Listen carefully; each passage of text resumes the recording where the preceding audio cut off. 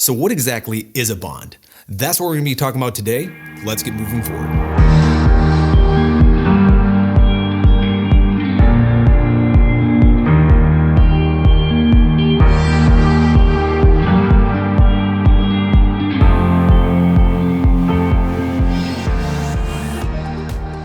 Welcome to the Plan Ranger, where our goal is to provide you with informed insights and a reasonable approach for managing your personal finances. So in an earlier video, we covered the topic of what is a stock. This came about because somebody was wondering, how do I get started investing in stocks? The interesting thing here is nobody ever asked, how do I get started investing in bonds? Well, anyways, we thought we would take a look at the other side of the coin of from what is a stock to what is a bond. Bonds generally are not considered the most exciting things, but we're going to do our best to keep it as interesting as possible here and just kind of hit some of the highlights that you should know before you start investing in bonds.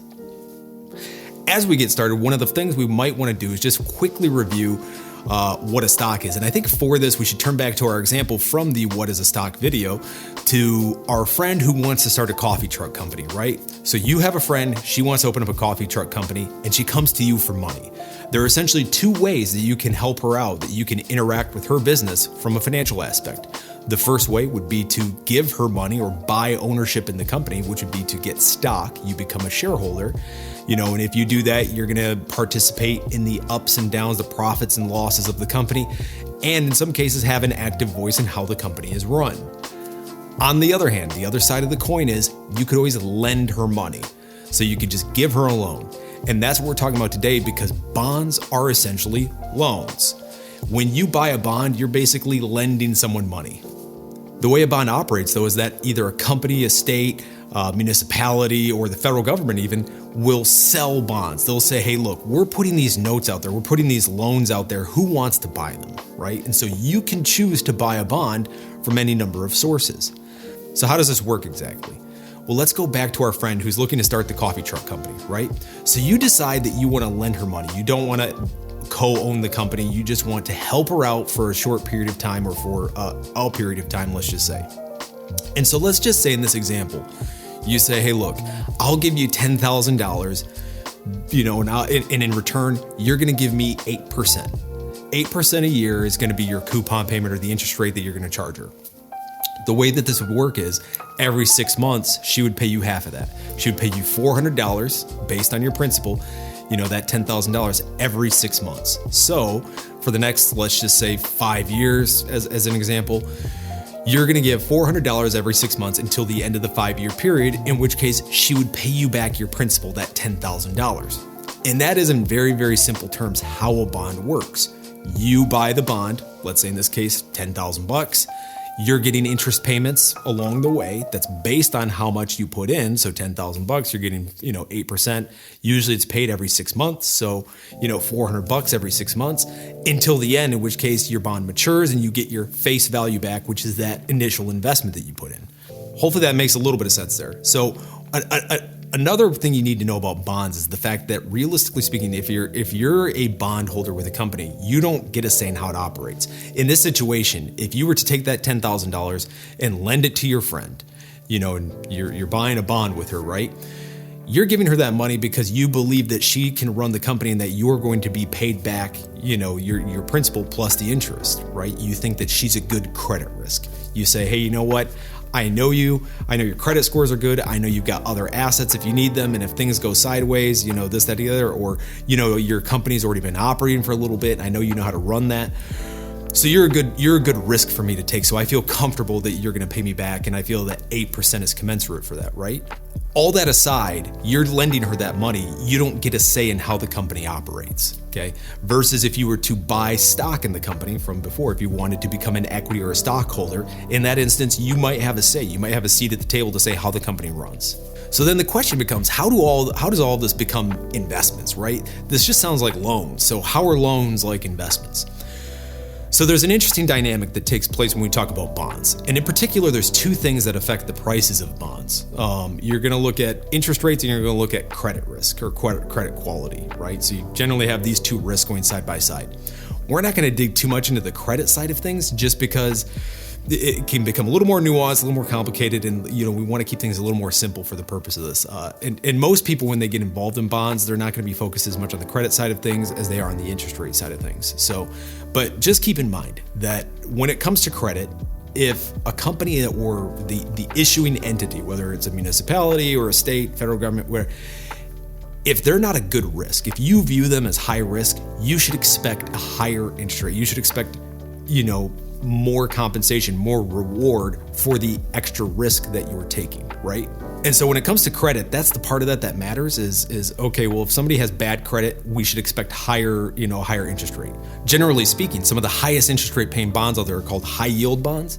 Once upon a time, this is kind of the new name for these. Once upon a time, these used to be called junk bonds, because the credit on them was so bad that they had to throw out these really high interest rates to lure people to lend them money, right? And so these junk bonds are now called high yield bonds. Now, are they actually junk? That's a little bit of a misnomer. They're really not, but they're just a higher credit risk than other bonds that are out there issued by more stable companies. So let's turn to the other part of this, which is interest rates and how all this affects bonds and how they, to a certain degree can become an investment. Aside from the fact that you're being paid interest in some instances, other bonds don't pay interest rates. You just buy them at a lower price at a discount and they grow over time and mature. The interest rate that you're getting, the payment you're getting is, going to be paying you every single 6 months. And that's part of the investment. But then the other part is that your face value, the value of the bond itself can go up or go down. So let's take, for example, your bond that you got from your friend for her coffee truck company, right? You gave her $10,000. She's paying you 8% a year. Let's look at two scenarios here. Let's look at a scenario where interest rates go up, and let's look at a scenario where interest rates go down.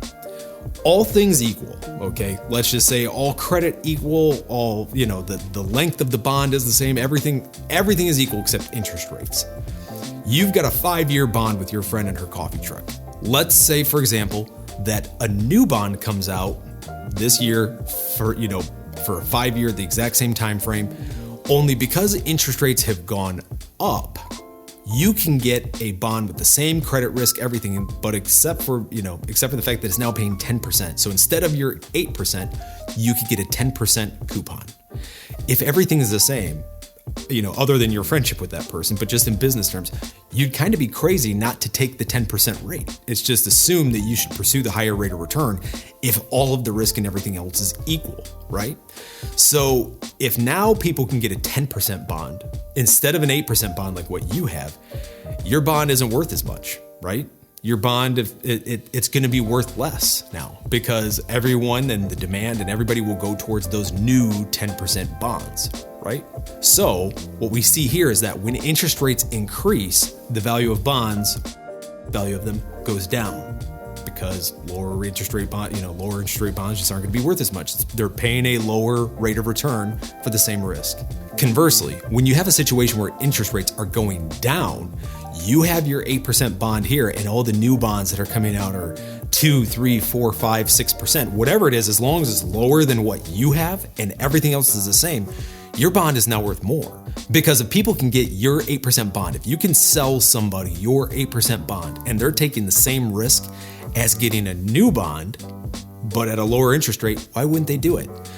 Picture it this way. You have let's say you're at the bank and you have a CD that pays 3%, okay? And your bank calls you up and they say, hey, we've got a new CD out. It's the exact same time frame as yours. You can go ahead and move over to that if you want to, and it's going to pay you 2% more. Instead of 3, you're getting 5. Why wouldn't you do it? Of course you would. You would do it immediately if you could.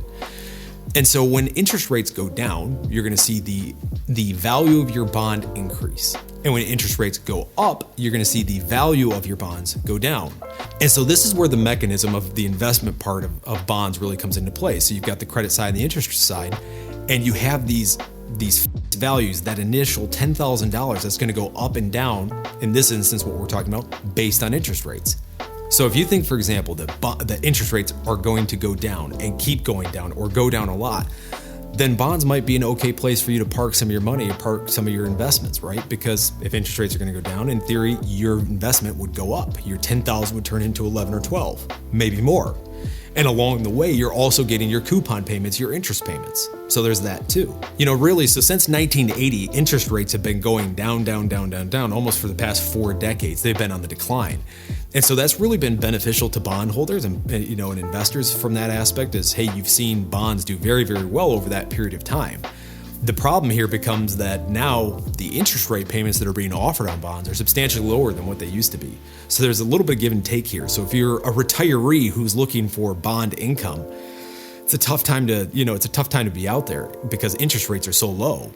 Additionally, you have to consider the fact that interest rates are pretty much at all-time lows and that, what goes down must go up at some point. And so there are some people who look at investing in bonds at this point in time and they say it's kind of like standing on the railroad tracks. It's only a matter of time before you get hit, right? Because, with where interest rates are at right now in the year 2020, if they skyrocket up or if they go up, 1, 2, 3%, you could see a dramatic pullback in the value of bonds. So something to be aware of there as far as should you be investing in bonds or not right now. We'll talk about, the premise of investing in bonds in another topic and in another segment here. But for most people, it's going to be part of their portfolio. If you're executing a proper asset allocation style, diversification approach to your investment portfolio, generally speaking, bonds are going to be part of it. They're just not very interesting compared to stocks, which have the possibility for big rates of return and to make you rich and all that stuff, right? So bonds will generally be part of your average investor's portfolio in some degree. It's just how much and what types. So one last thing you should understand about bonds is the order which they can make a claim on a company when that company goes out of business. If you're a stockholder, you are the last person up to make a claim. So you're taking the most risk and hopefully getting the most reward. But if things really go south, the chances of you recouping any of your investment is not that likely because there's all these people above you in the pecking order who get to make a claim before you on the assets of that company. So let's say your friend, through her best efforts, she has her coffee truck company, but then something like COVID happens and she can't go out and run, can't go drive around in neighborhoods. There's no events taking place where she can sell her coffee. And unfortunately, she goes out of business. If you would have been a stockholder with her, chances are you probably wouldn't have recouped much. But as a bondholder, you have a first claim on those, or priority claim, I should say, on those assets. So if you had a bond with her, you'd be towards the top of that ladder. Lenders get to make the first claim against the assets. So things like the trucks that she had, her inventory, any other assets that she had to sell off. As a bondholder, you'd be one of the first people that you would be able to make a claim against those. So bonds are safer in that aspect. And that's where, less risk, less reward. But if you're an investor who is concerned about, losing money, hey, I don't want to invest. It's too risky. There's just, I don't want to lose my money, whatever your rationale is there.